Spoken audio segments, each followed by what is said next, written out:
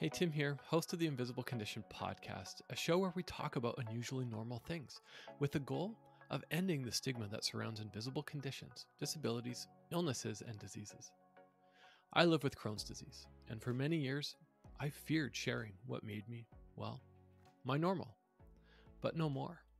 I'm excited to share, and I invite others to do so as well. So let me ask you this. When was the last time you went for an eye exam? I think it's fair to assume that the results are either one of two things. They're either all good, or you hear that you need glasses. But what if you heard the optometrist say, I see something, and I'd like to send the results off for a second opinion with a specialist? Now, if this was me, I don't think I'd think anything of it. Would you? Well, this happened to my guest, Felix Chan.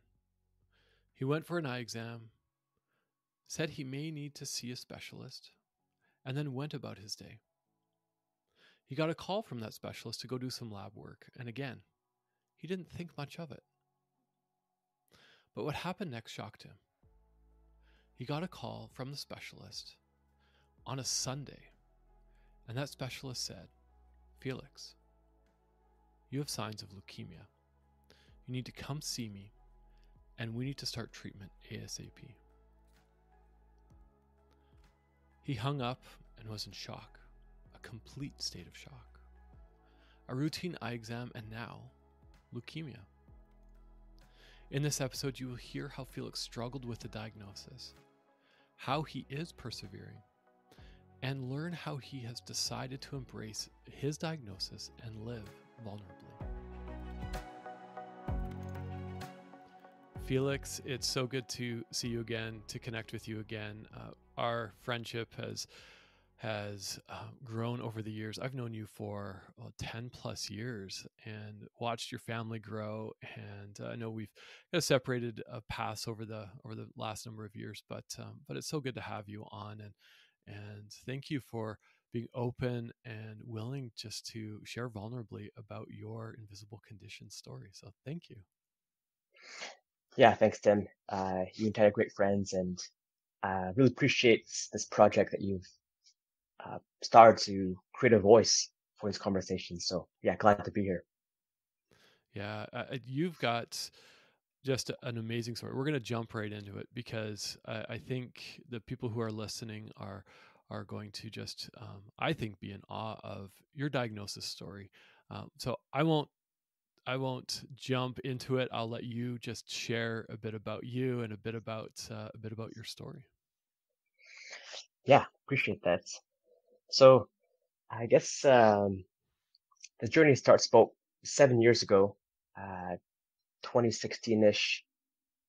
We had just had our daughter, Abby, and there's nothing really wrong with her eyes or anything like that. But I thought, oh, why don't I just go take her for a checkup at the optometrist?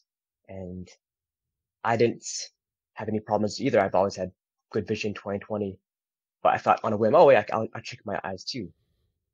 And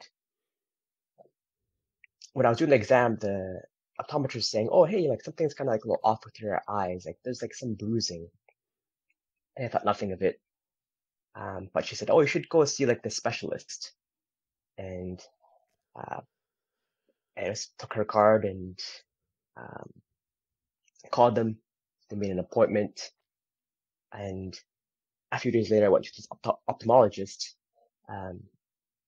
And she was doing a bunch of tests. And she said, kind of like a nonchalant voice, like, oh, you should go do some blood tests. And I thought this was kind of routine. And I didn't go immediately. I didn't think there was much urgency, but she called me back a few days later, like, oh, like you should go see a blood test like now. And so I just hopped on, made an appointment, and it got sent in over the weekend. And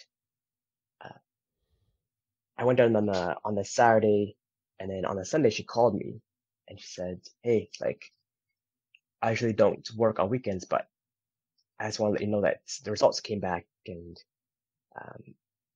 you have the signs of leukemia.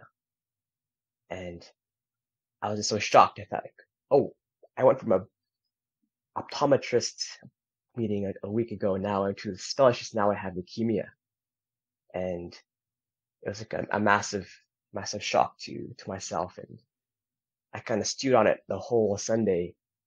And um, the next day, my wife and I were going to our staff meeting, and Jessica noticed something was off. And she's like, what's going on? Like, just pull over.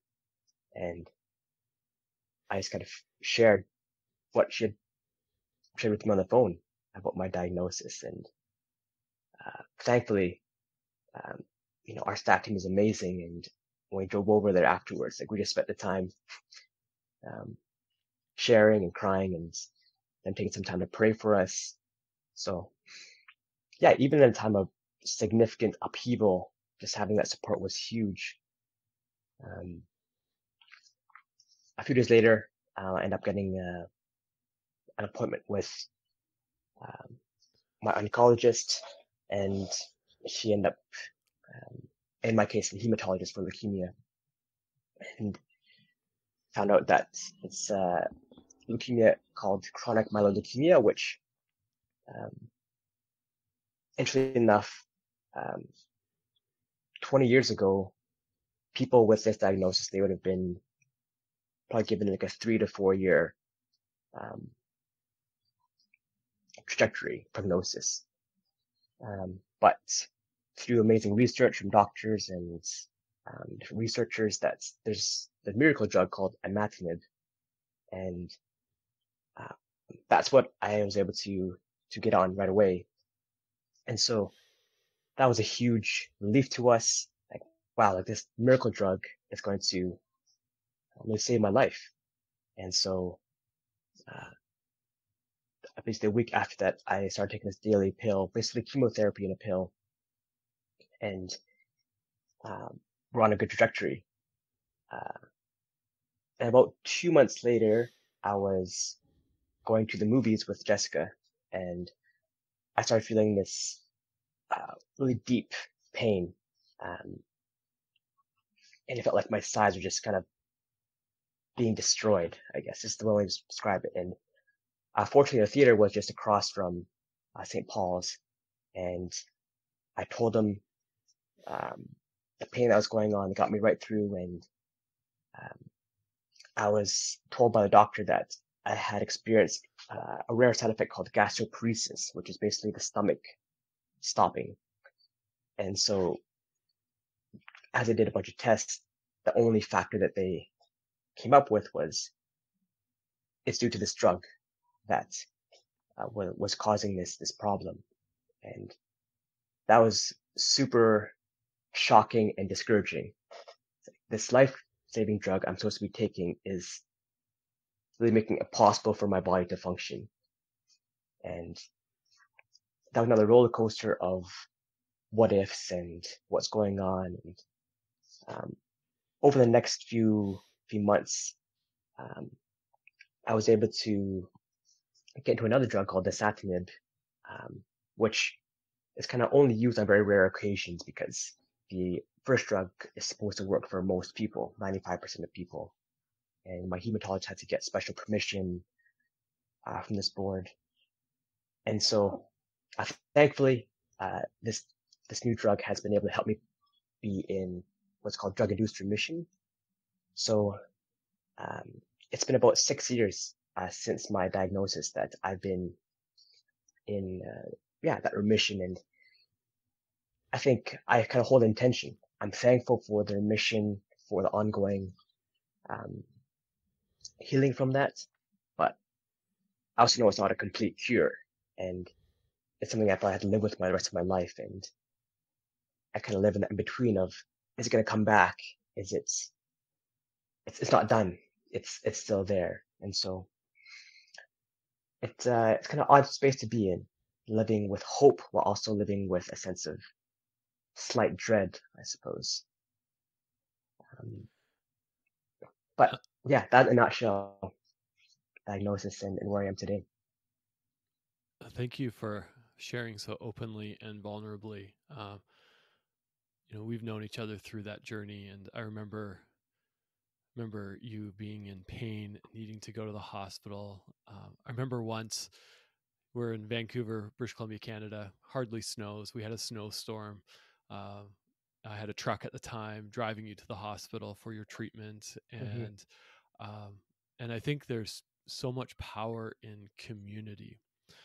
And when you're surrounded by people who deeply care and love you, it helps. I mean, it doesn't cure anything, but it definitely helps. So for those who are maybe listening today and are suffering silently, there's a community of people that love you Mm. and are willing to support you. So tap into that. I'm curious, Felix, like that tension of living in that that medically induced remission, and knowing that if that medication potentially stops, like how have you reconciled that in your mind? Mm. Yeah, that's a tough question. Maybe before I answer that, I do want to thank you personally for that truck ride to get to the hospital, and looking back on the calendar at that time, I was looking at a few of the events, and I noticed Seasons on the Park meal, courtesy of Tim and Tanya. And I remember that you and Tanya just said, "Hey, I know it's a hard time. We want to bless you." And like you said, community and that sense of blessing and shared struggle, that was amazing. So thank you for that. Um, that was really, really, really thoughtful and so appreciated. Um, yeah, the tension. I, myself and yourself were both, um, people of faith, and we know that prayer is a huge part of our lives. And in, in my diagnosis, I found that, um, depression is a real thing. Just feeling a sense of what's going on, a sense of hopelessness.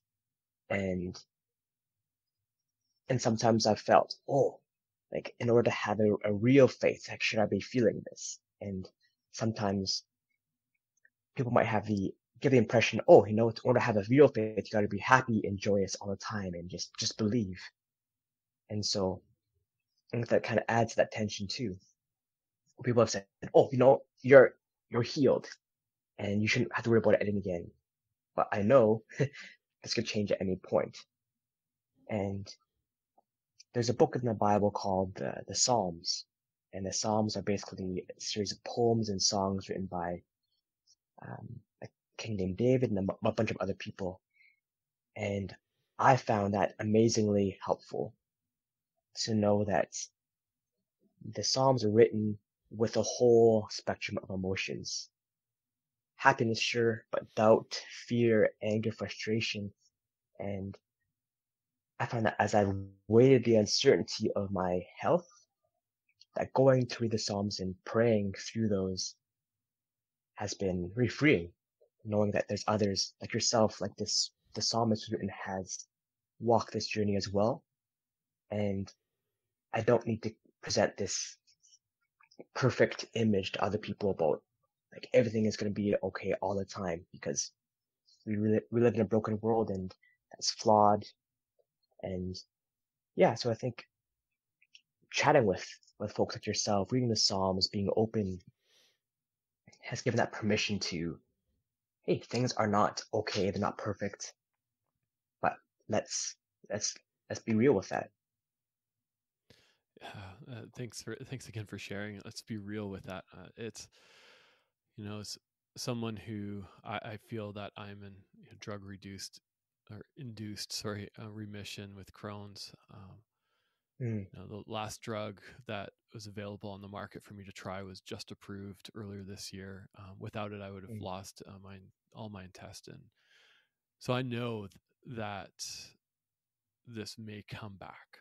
It will likely come back, and think what I'm hearing you saying is we have a choice when we wake up in the morning. Is, are we going to live in that fear, or are we going to wake up with a different sense of hope?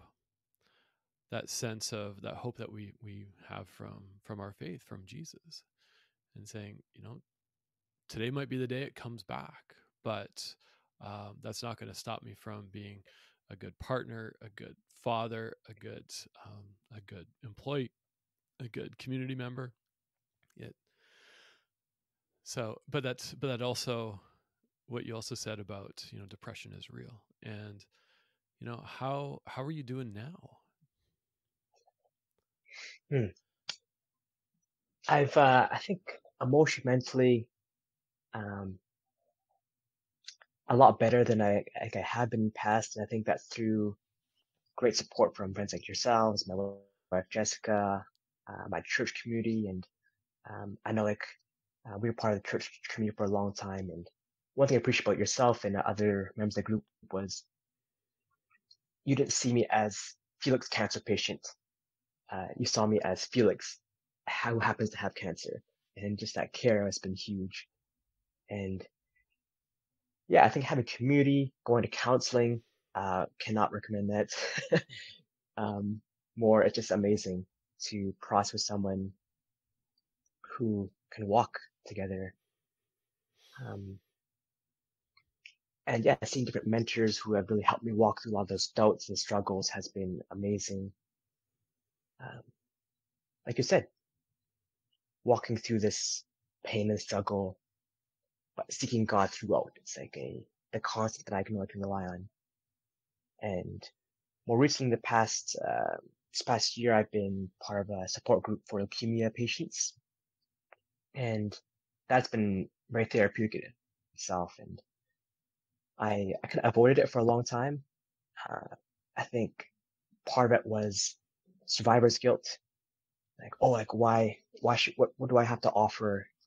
And what about those who might not make it? But I've actually found that being part of that has been just a healing process for me in addressing that survivor's guilt, but also the feedback I've heard from others is, as I share my story, they say, "Oh, thank you for sharing. Like, I'm newly diagnosed. Like, I'm just so freaked out.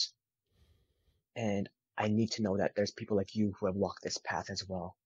So I definitely am not, some rainbows and unicorns person and attitude, but I know that, okay, this journey I'm on is for a reason, and I want to pay it back to others and offer, that one measure of support, of hope that they might not otherwise have found.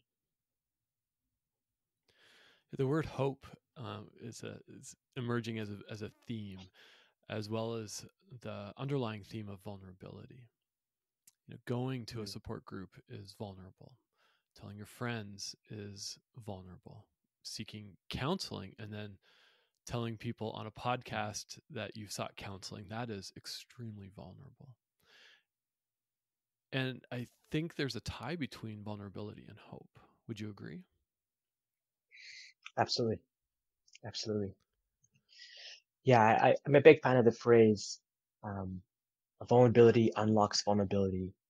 And I found that as I've shed some of that fear of judgment or fear of perceived weakness, that others have really leaned in and offered their own struggles and their sense of with depression or their own challenges. And that in those spaces, we've had a chance to talk about like what is real hope and where do we find hope that endures day after day, and a great opportunity to share about how faith has been a part of my life and how that has been an immense pillar, just like it has been for yours. Not that it's a cure-all and end-all by no means, but an amazing resource and foundation to share about. So yeah, definitely see a huge correlation there. Yeah, that phrase, vulnerability unlocks vulnerability. I've seen that through the half a dozen podcast episodes I've released through Invisible Condition, seen that through social media, through LinkedIn, especially.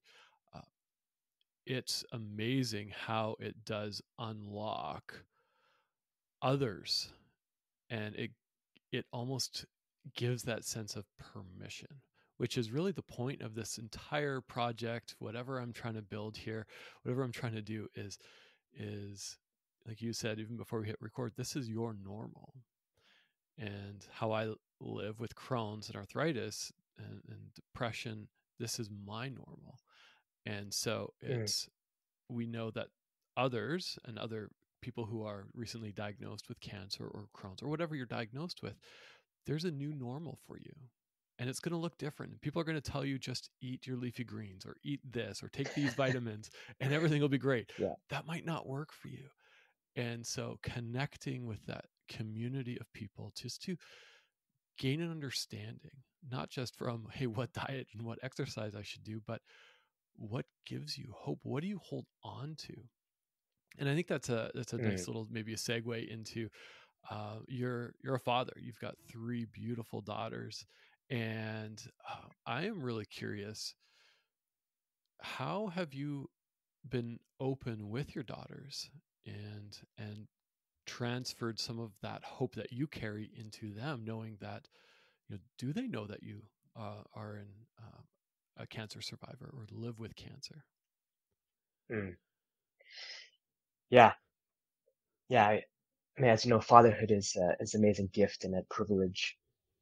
Um, when I was diagnosed, we just had Abby, and we've subsequently been blessed with Ellie and Naomi the past few years. And I think it's been a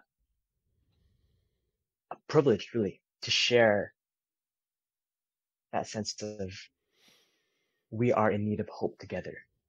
And just because I'm the parent, the authority figure, it doesn't mean that I have any less need of God, of pursuing faith, of hope. And I explained to her, I mean, just more in general terms, that cancer is kind of like these bad cells, and this drug helps to fight this bad cancer. And it's kind of funny, like, she's had these Terry Fox runs to raise awareness for cancer. And one day she came back and she says, I'm thankful for this drug because that way you don't have to get your leg cut off like Terry Fox. And it's just like, I just love the childlike appreciation for, wow, yeah, that's amazing that I don't have to get my leg cut off. And we were recently at a leukemia fundraiser, and it was a joy to see so many families, so many patients, others who have walked the same road, and really share with Abby and Ellie, Naomi. We're here because many people have sacrificed their time, their money, so that others could have life or a better chance of it. And so, yeah, I think it's passing on hope, but also passing on gratitude that we're not in this alone. We're here because others have labored, have worked so hard to care for other people that they might not even physically see. And so I think I've just tried to cultivate that practice of, yeah, we have hope. Mm-hmm. We can also be gracious and grateful for every day. Yeah, inviting our children to participate in raising awareness. Mm, I'm a crazy advocate for that. When 3 mm, years ago, when my Crohn's came out of remission, it was in a drug induced remission. My body rejected the medication after 15 years. Um, my wife really took charge with my son, with Willem, and he was always a crafter, loves to create stuff, and was creating these pendants and my really spearheaded by my wife of, hey, we're going to raise awareness and raise money for the Crohn's Foundation. And we explained to Willem mm, and my daughter at the time what was going on, And she said, "What do you want to call this little business?" And his little brain was acting like a little brain, and said, "Poo poo pendants." And he just laughed. He thought it was the funniest thing, crones and washroom stuff, Love it. and but it has stuck, and he's raised hundreds and hundreds of dollars on his own for the Crohn's Foundation. And the point is if we hide who we are, what our version of normal is, from our kids, especially from our families, how do they truly know us? And so Mm. inviting them in along, and to create the story, that's amazing. I love how your little daughter's brain works, and it was like running. I can imagine running this fundraiser, or running the Terry Fox run, and thinking in her mind, it's like, I'm so glad my dad has his legs. Yeah, I love kids. Yeah. Yeah. Yeah, it's you know there's you stepped into vulnerability. You stepped into hope. I know there's people that are going to listen to this or see this on social media that are really afraid to be vulnerable, but yet have maybe this desire inside of them to share, and maybe it's a deeper desire to connect. What encouragement Mm. do you want to leave for someone who wants to and has that desire, but is afraid? Mm. Yeah, it's a great thought. Um, I think the first thing would be, I think, recognizing that we're all fighting a battle that no one knows about. Seen it time and time again that I can have assumptions. Oh, this person seems to be radiant and joyous. I don't know if I want to share with this person because I don't want them to be down or whatever it is. And I've actually found that as I've shared with people, hey, actually, I'm not doing so well. Like, maybe the side effects of my medication are kind of getting me down or whatever it is. That more often than not, others, they want to show care. They want to show curiosity. And it's been an open space to build a deeper relationship there. Now, that said, there has been times where it's opened up and the response has not been what I wanted. I shared about, oh no, my side effects from medication and whatnot, and someone says, oh yeah, I had a bad cold last week, and so it's a little off-putting. But I'd say, okay, no, man, that's tough, and I kind of move on. But I'd want to encourage, as we share our stories, what we're going through, most people will lend you their ear, lend you their vulnerability as well. And it's an open door, an opportunity for amazing relationship and connection. And perhaps even before you share openly, I'd recommend, writing some of your thoughts down. Use a feelings wheel. Try to identify, are you feeling hurt or depressed or discouraged? To give you those words to share. Hey, I'm feeling discouraged today. I could use a hand with X. So that we're not just kind of laying everything down unfiltered, without clarity.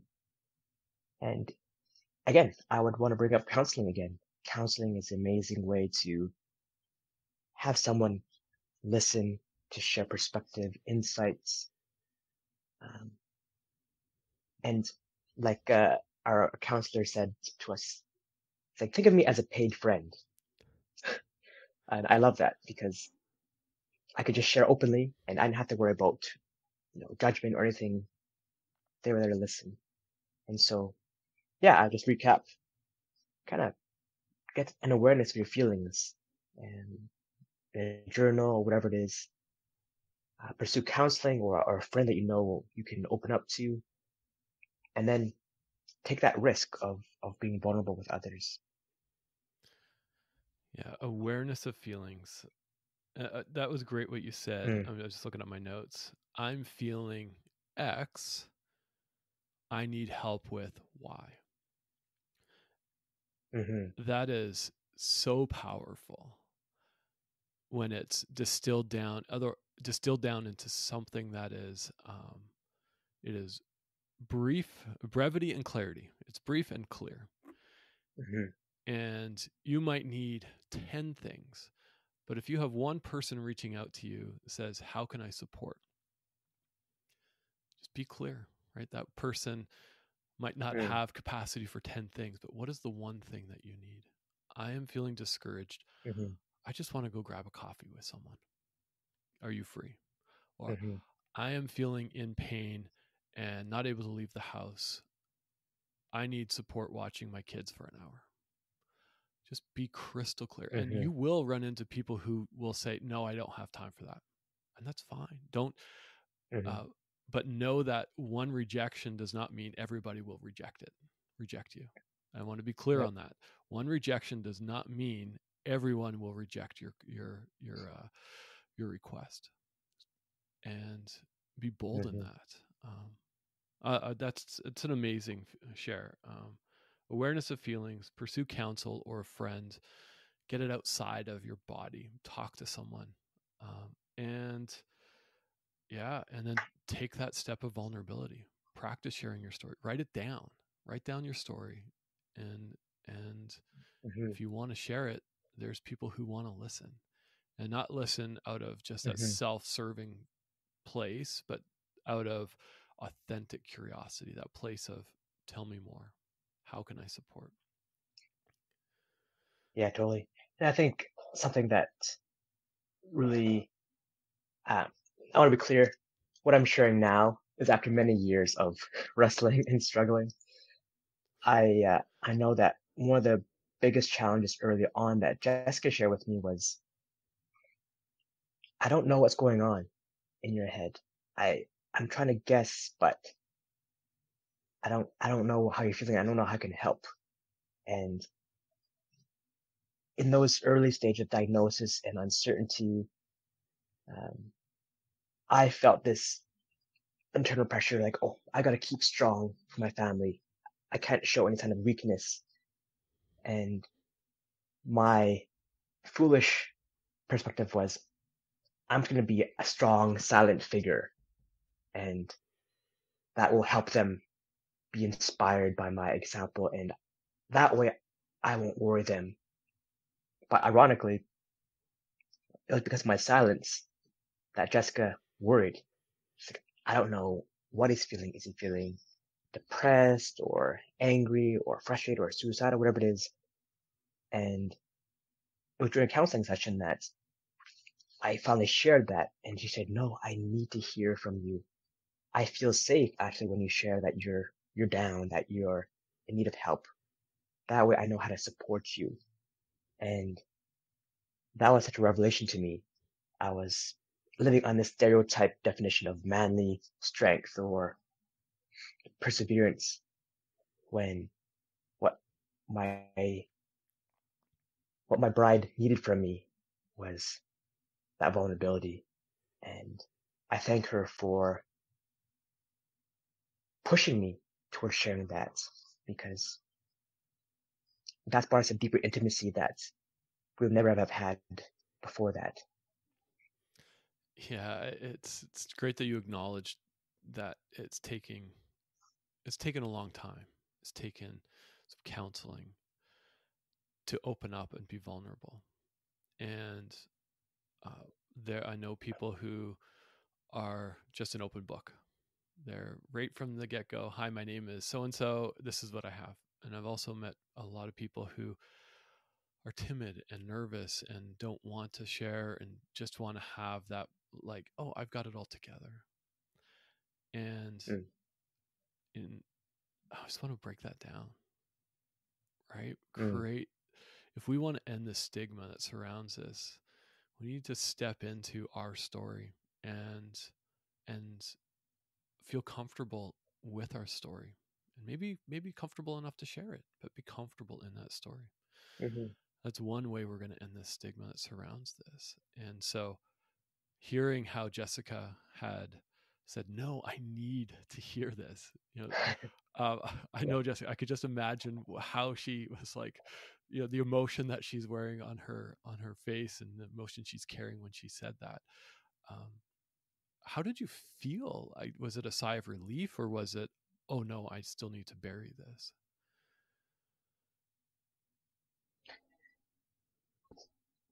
I think it was, there's still some part of me that held on to, I gotta bury, gotta repress this. But for the most part, it was relieving. I, I know I wanted to share. I, I needed that external permission that I wasn't giving myself. And I know it's been a theme amongst the other episodes you've recorded, and I echo that as well.